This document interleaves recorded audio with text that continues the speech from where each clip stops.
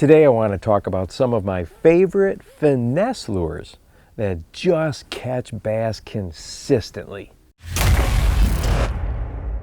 We know that finesse fishing is one of those go-to presentations and techniques that anglers use when the fishing can get tough. But finesse fishing will catch bass in all types of conditions, not just those bluebird skies and slick water. And these that I'm going to talk about today have really become my favorite and my go-to lures.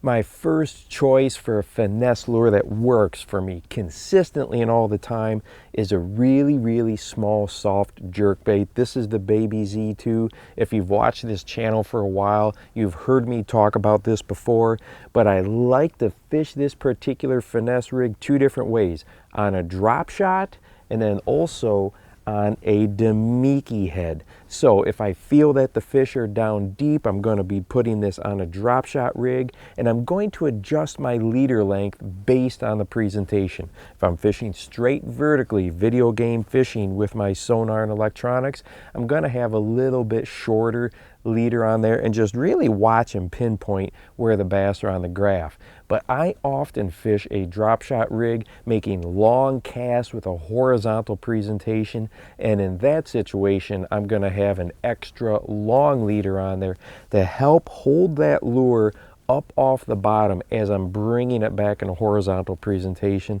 This has got to be probably my favorite drop shot lure, hands down. And then on the demicky head, just like this, if I want to work in that top part of the water column, if I see that the bass are up, the bait fish are up, the minnows are up, this one is just a fish catching machine. My next choice for finesse presentation is a Wacky rig, but a little bit different. I prefer to throw a weighted Wacky rig. Now don't get me wrong, I throw a weightless one a lot and it catches fish, but I have found if you take something just super simple, like this is an insert tube head, okay? They're inexpensive, you can buy a ton of them in a wide range of weight sizes. I just take something like this and I just wacky rig it just like that, and it just presents the lure in a different manner. As it falls down, these appendages on the Wacky rig just pulse a little bit stronger because you've got a tiny amount of weight that is pulling the lure down. This is one of my all-time favorites. I can go right behind anglers that are throwing a weightless Wacky, and I can still catch fish with a weighted Wacky rig because it's presented slightly different. And if you like to fish in systems that have some current, some small rivers, streams, a weighted Wacky rig does amazingly well. I use that setup right there that I just showed you on the Mississippi River with tremendous success all the time. That slight addition of the weight just lets me to go ahead and present the bait where I want it. It's going to fall at a little bit different rate, and I have found that it is a system that is so simple yet is often overlooked. 99% of the anglers are throwing the Wacky rig weightless. I think if you try it weighted, maybe have both on the boat deck, weightless and a weighted one, I think you're going to be surprised how many fish you catch on this particular setup. I know it works for me really well. And the last finesse presentation that I'm going to select is either going to be the Ned Rig or shaky head, and a lot of it is going to be determined on bottom composition and water clarity. If the water is ultra clear and I've got more of a rocky type of a composition or little patches of open areas and vegetation, then Ned Rig is probably going to get top billing.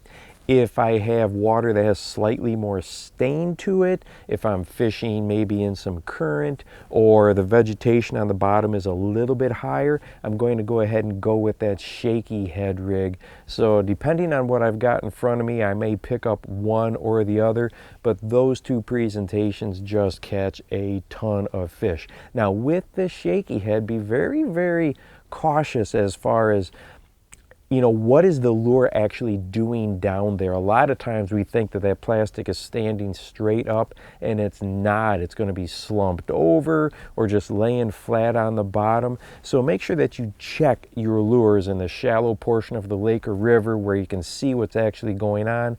And I personally like to use my shaky head worms a little bit shorter, and it just presents them in a more upright style a little bit better. And of course, you could always put on Elastec plastics as well. Those are buoyant and going to stand up straight. But really understand what's going on with the Ned Rig and shaky head, you know, and watch it, look at it, see how it is acting under the water before you go ahead and start using it.